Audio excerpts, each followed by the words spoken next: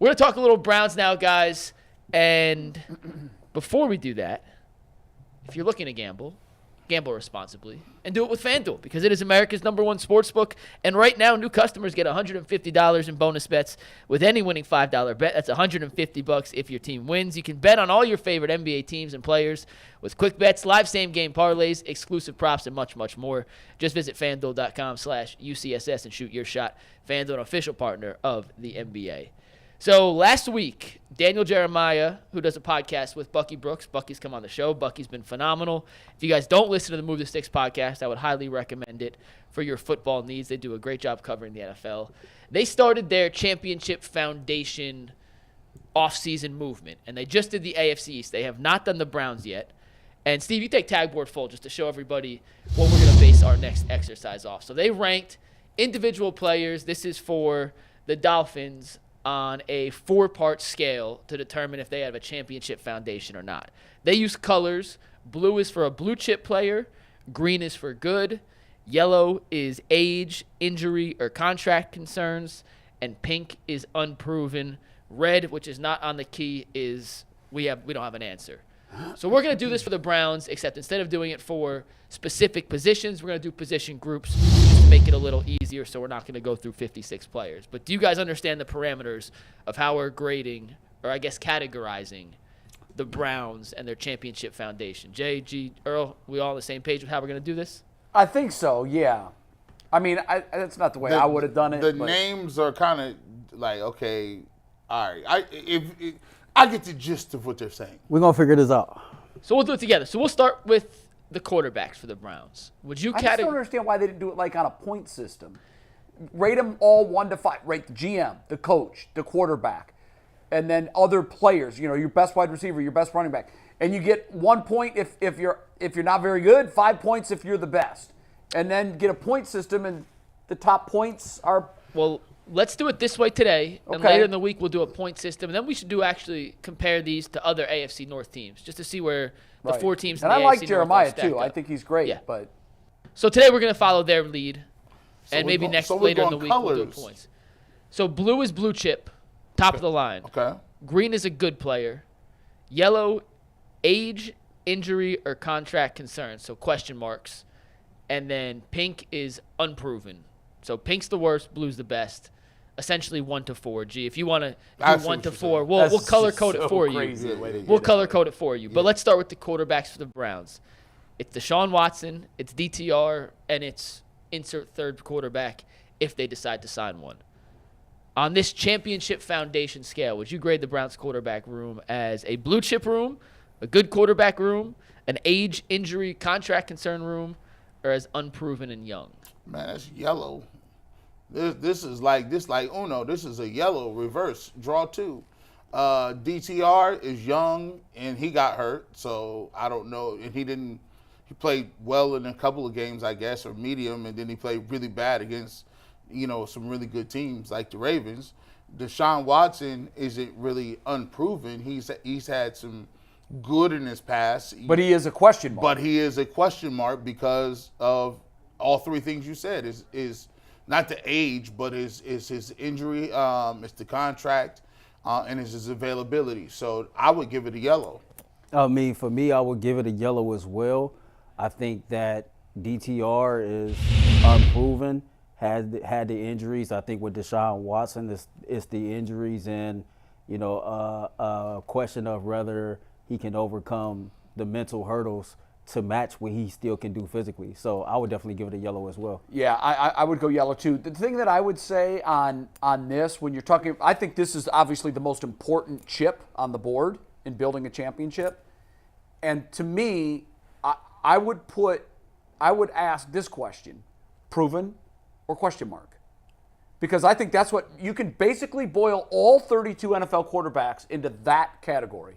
Now, there's levels to them, but you've either proven that you can take a team to the playoffs, take multiple teams to the playoffs, or you're a question mark. And at this point, unfortunately, because he's so far removed from taking a team to the playoffs, I got to say that he's a question mark. So yellow is, I think, the only appropriate way to go here. Can we do a poll with these side by side with the chat? We could try to get him. Antoine and Tagboard through this, so we're shorthand with our lap there. But I'm trying to figure out what the fans have. Well, the chat can't have him as a blue chip. The quarterback says blue chip. Do you want me to ask about Deshaun specifically, G? Yeah, well, yeah. You get it goes blue, green, yellow, and then pink, pink and then red. I think yellow is fair. I think it's probably like 2 or 3 blue chips on the entire roster. Yeah. So I agree with that. I would give Amari Cooper blue chip. I would give Myles Garrett a blue chip. Chubb. Nick Chubb a blue chip. Probably Denzel Batonio. Ward. JOK is for me, man. JOK is the guy all of a sudden. He came up. I think I could put him as a blue chip, but other than that, we put it as a poll, G. So we'll give it a few seconds, and then we'll. I would be shocked if the poll doesn't say that he's a blue chip. Yeah, because that's how the chat rolls. We're gonna see. I think the chat gonna have him as a yellow. I don't think they're crazy today. I think if they're fair, they'll have him as a yellow.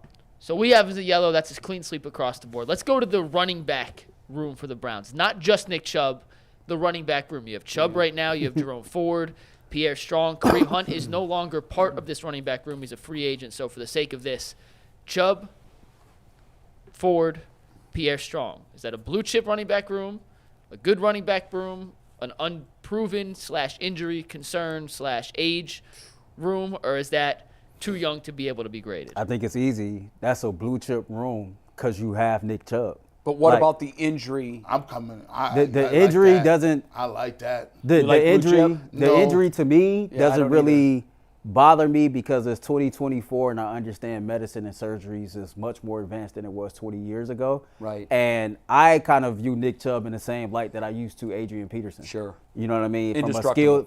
From a skill standpoint, from a training standpoint, and we seen AP kind of bounce back from a serious injury on the back half of his career and still came back and ran hard as hell and was successful. So for me, it's a blue chip room simply because you have Nick Chubb. No shade or no offense to Pierre Strong or Jerome Ford. I don't give a damn about that. Nick Chubb don't need a running backs coach. Nick Chubb don't whatever. Like, he's Nick Chubb. That's enough of the room to be blue chip. Just Earl, by I itself. love your faithfulness. I do. For me, with his position, his age, and his injury, I think he falls more into the yellow. Now, maybe I could make an argument for bringing him up into that middle category, but it would be easier for me to do that if I had seen something this year from Strong or Ford that made me say, there's something here. But to me, they just seem like run-of-the-mill guys, and I just don't know what Nick Chubb's going to do. So the yellow category, according to the Move the Sticks chart, age concerns. Jay, are you concerned about his age? Well, yeah. He's aged out as a running back in terms of the average running back. Now, he's not average. So I don't think he's, I don't think he's done, but age is a concern. He's not 23 anymore.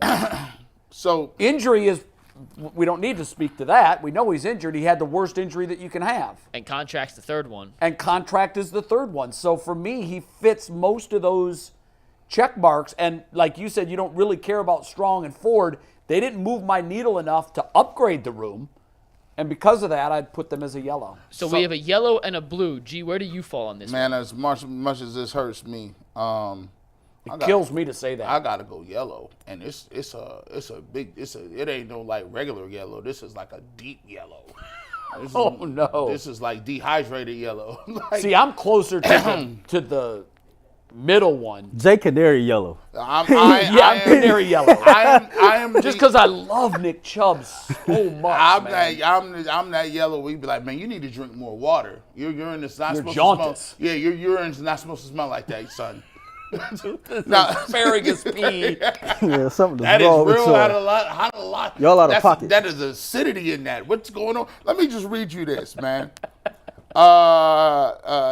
Nick Chubb had a diagnosis of a dislocated knee, 3 torn ligaments, posterior cruciate ligament, which is the PCL, medial collateral ligament, MCL, and a cartilage damage. Now, let me give you this. That wasn't what I would just say. That report ain't from the Cleveland Browns. That report is in 2015 from the Georgia Bulldogs. So When you talk about Man. levels, he done already had major surgery. Then you come back, and then he's 27 now. He tears his ACL. He tears his LCL. Now, think about it. I done had 2 ACL surgeries. Jaden had 3 ACL surgeries. It's just different. The medicine is great and lovely, but like they always tell you, it don't never really come back the way it came. Like it's just different. For me, I don't know about you. For me, the biggest difference was between the first and the second. Yep. Even though I retore it 15 months after I tore it originally, my knee felt great. Oh, it was good. And I was past the psychological part of it. Maybe that's why I tore it again, and maybe I was doing too much too soon. But for me, when I came back from my second one, I don't feel like the same leg. I feel like I have someone else's leg. Oh, so for me, I tore my right one, then I tore my left one. I was completely ready to go with this one. I just made a cut and this one blew out. So when you're correct, this knee, shout out to Dr. Ray Tessner, but this knee, like I said, this is somebody else's. Like It feels different. It's a weather machine. It'll swell up when it wants to. I can't work out for more than 4 days in a row. I always have to get it drained. Can't run on concrete. Surfaces hurt, different shoes hurt. And it's basically now you're dealing with the arthritis stuff. So what I'm saying to people is he already had a surgery, catastrophic surgery. Then let's be clear. 2020, he missed 6 games with a knee surgery. Yeah. When he was at his peak. So he's had 3 knee surgeries. I can't really say that he's going to just be peachy keen. The only reason I gave it a yellow was because he's that good. Because I don't even think Jerome Ford, I think he's a serviceable guy, but I'm not putting no eggs in no basket of Jerome Ford. Well, maybe I'm too optimistic or I'm just looking at this glass half full, but before the injury and even still now, I hear what you're saying about 2015, but Nick Chubb has still recovered. He recovered and has had a great career up until this point.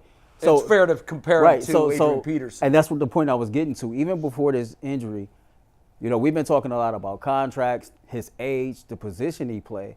And I've always asked myself, do I view Nick Chubb as in that rare air with Adrian Peterson? And if I do, then for me, he's going to always be the exception to the rule. Right. And this is just me. To me, he's the exception to the rule. Sure. I love the way he plays the game of football, how he carries himself, how he trains, etc. I don't know Nick Chubb's body, right? And we all react to surgeries. I've never torn anything, but we react to surgeries. We react to being sick. We react to medicine all differently.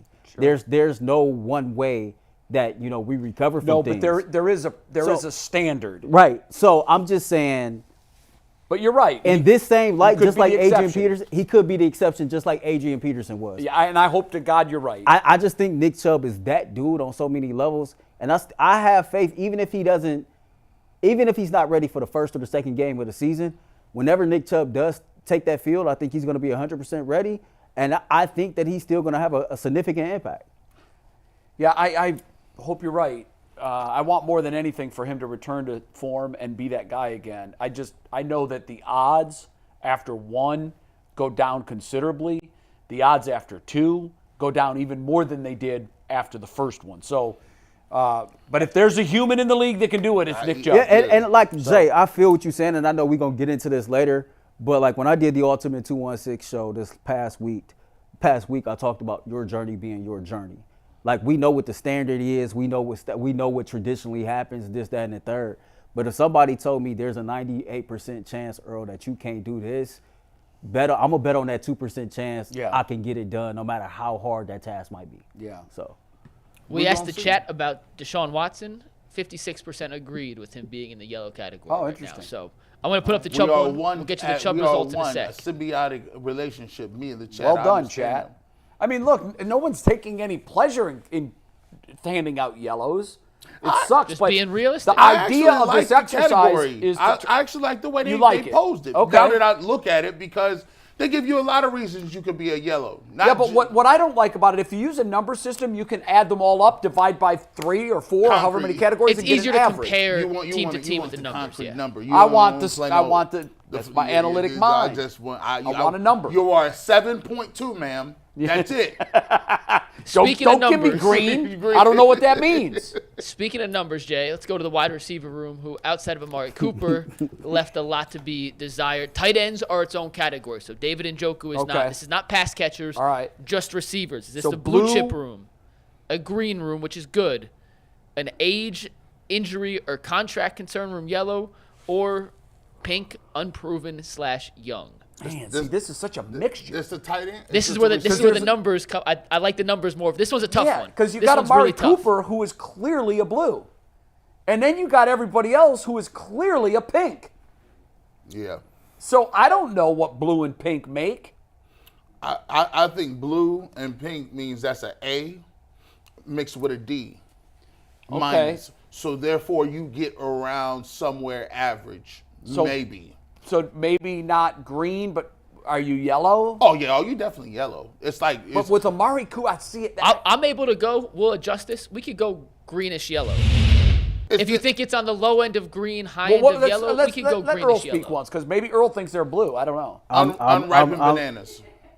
Ripe banana? Like unripened Yeah, bananas. yeah, Like, yeah. yeah. You kind of like A too early to eat banana. Yeah, there you jeez. My boy, God. it's kind of crunchy a little bit. All right, Oh. Christmas. I I think hate those. It's not an option, but blue and pink makes purple.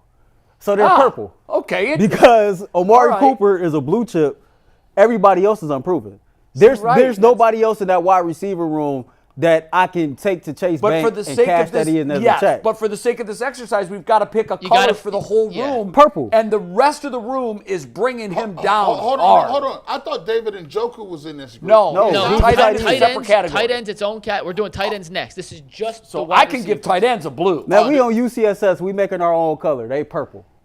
I will, if the jury agrees, I'm fine with But purple. then how do we use their standards? Oh, Jay's right, because we're going to compare this to when they put it out. Right. So we have to stick to this for What's the sake under of this. yellow?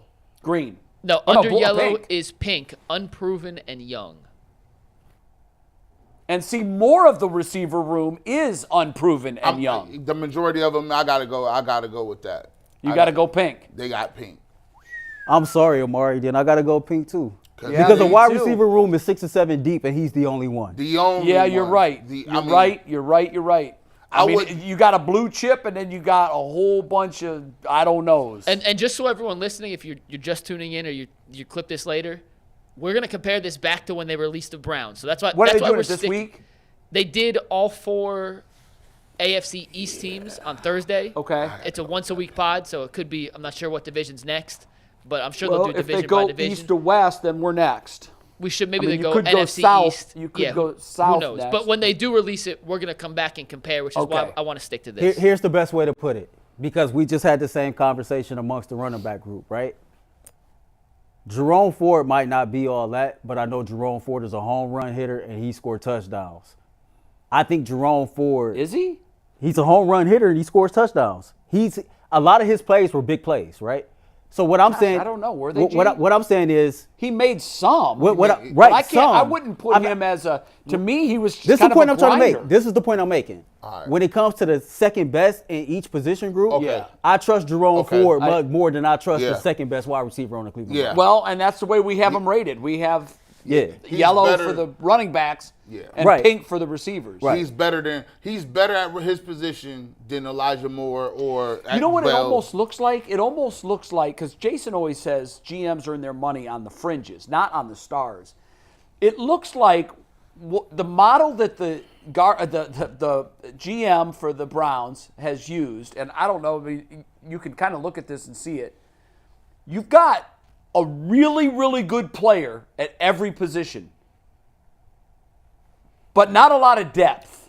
Yeah. So you've got Myles Garrett and then a whole lot of guys. Yup. You've got Amari Cooper, then a whole lot of guys. You've got Nick Chubb, then a whole lot of guys.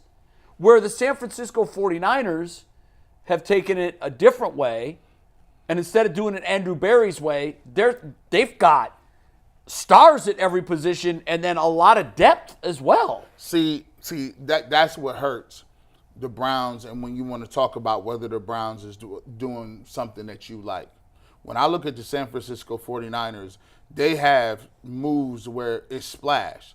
They were already in the Super Bowl. They said, let me go get Christian McCaffrey. They were already had Joey Bosa and let's get Chase Young. Give me Chase Young. They had Debo. Give me Ayuk. They still got Kittle. Like they went out and got Trent Williams. Like they have gone and overdone it. Like they getting guys like and still getting them to the place where they are. Stockpile. When we can't even develop one guy. Like think about it. Like the Browns have a generational problem with having receivers. If you go in any generation, right, and you say 70s, who the Browns have in the 70s? No, you're right about that. We've looked into it. There probably 90s. is no franchise in the NFL that has had less success at wide receiver than the Browns. I do not know who I was having this conversation with, but I think it's fair to say that Amari Cooper has been the most productive wide receiver since '99. That's not the point I'm making. That's a dumb moment. Everybody knows that. But from an athletic standpoint, from being a flat-out dog, we've been searching for somebody like Josh Gordon since Josh Gordon. And I can't remember a time, like even if I do my history back in time, I don't know if the Browns ever had a wide receiver like Josh Gordon. And we ain't had one since that. No. We got lucky coming up on Amari Cooper.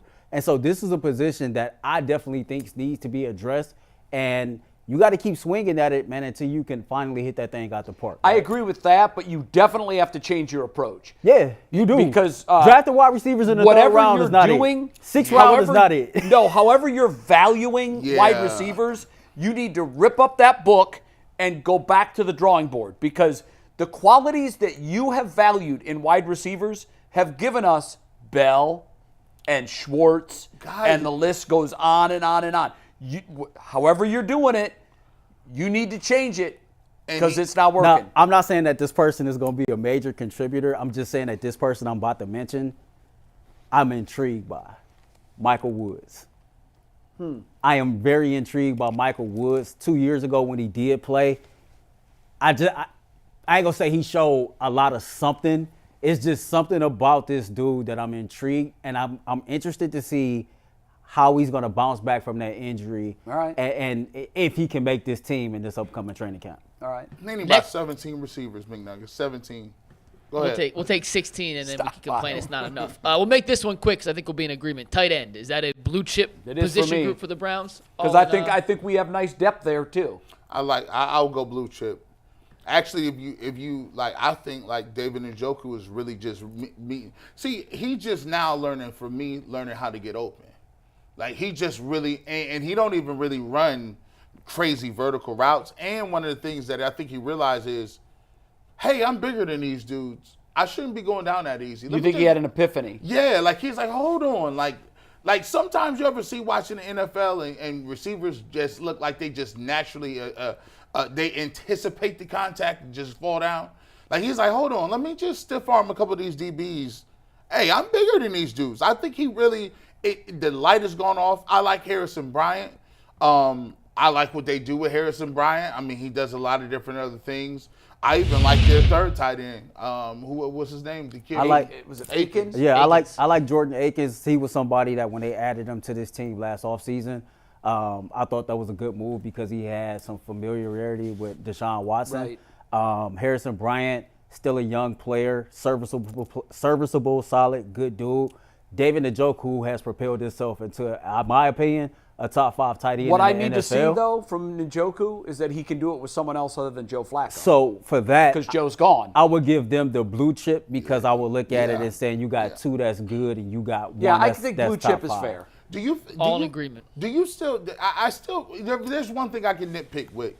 I feel like Njoku should be more of a target in the red zone. I still don't see it. I don't understand that either. He's just not an option down there, and I don't get it. It's crazy to me a little bit. Yeah, he's big. He's athletic. He can high point. He should have 10 touchdowns minimum every year. Well, since we nitpicking, I know that, I know this. Again. Look, seriously, because I know this is not a video game. I know this is not Madden, and so when you get down to the red zone and on the goal line, you got to be creative. But in its most simple form, 1 + 1 will always equal 2. Just turn around and get a damn ball to Nick Chubb. Yeah. Yeah. if he's available, that's a should very be- good option. That should be like 1A, 1B, and 1C. Yeah. If he's there, hey, I'm all for it. The Browns' offensive line at one point was certainly a blue chip group. Guys have gotten older. There are some injury concerns heading into 2024. How do you evaluate the Browns' current crop of offensive linemen on this Yellow. scale? Blue is blue chip, green is good, yellow is age, injury, or contract concerns, and they're certainly not pink, which is unproven and young. So No. really, of those three, I mean, how would Jack you categorize Conklin, the offensive that, line? That contract is that's a tough pill to swallow. I still don't understand. We've got the best pieces of our offensive line are old. And their guards. Now, I know DeJuan Jones looks like he's coming to be a superstar in this league. But right now, he's still young. And he has a lot of – here's the thing I worry about. I understand when you are that massive and you have any sort of injuries to your lower body, that's tough.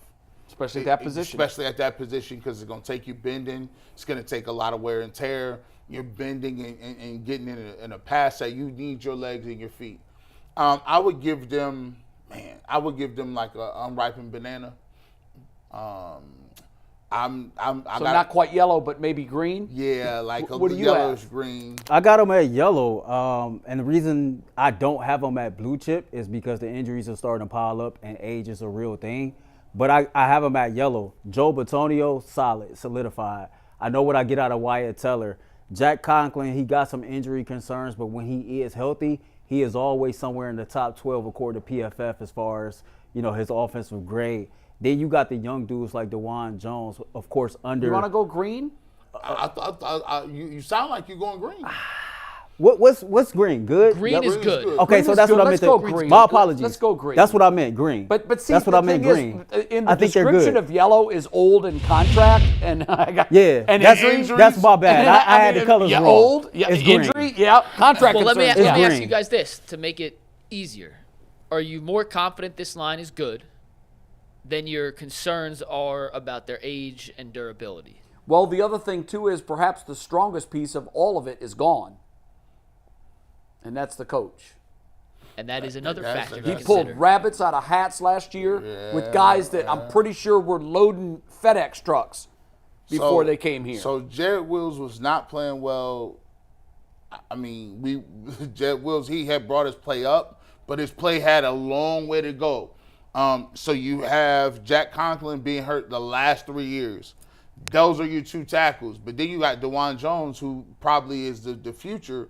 And so you got to find 3 of those guys to play 2 positions. And Posick has been good. Let's go green. Yeah, I feel green. like it is green. because continually the center and 2 guards are solid. And so let's go that. And not only that, man, even the guys that's rotational pieces, right? Even those dudes can play multiple positions. Right. And we've seen them have success do so under Kevin Stefanski's tenureship as the Browns head coach. Right. So I think green is solid. Nick Harris, listen, the fullback room, we gave the fullback room a blue chip.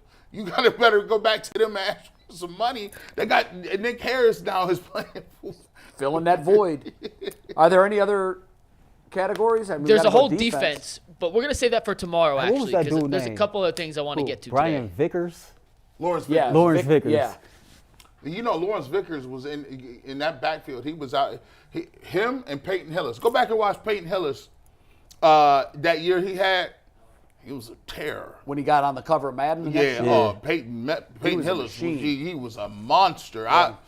I was like, dang, bro. Sometimes I just go back and look at some dudes, right? And you be like, man, You forgot how good they were. I forgot you was a ball player. That We'll was do fun. defense tomorrow. We're going to do defense. We're going to do it all today, but that discussion was really enlightening. I thought we nailed it, guys. And the chat, by the way, Earl was with you. 47% blue chip on Nick Chubb. So they were with us as a panel on Watson. They were with Earl on the blue chip for Nick Chubb, And we'll do defense tomorrow in these same categories. The Move the Sticks podcast with Daniel Jeremiah. Bucky Brooks doesn't come out till Thursday. So we have a few days to go, even if they do release the AFC North rankings this week. Tonight, though,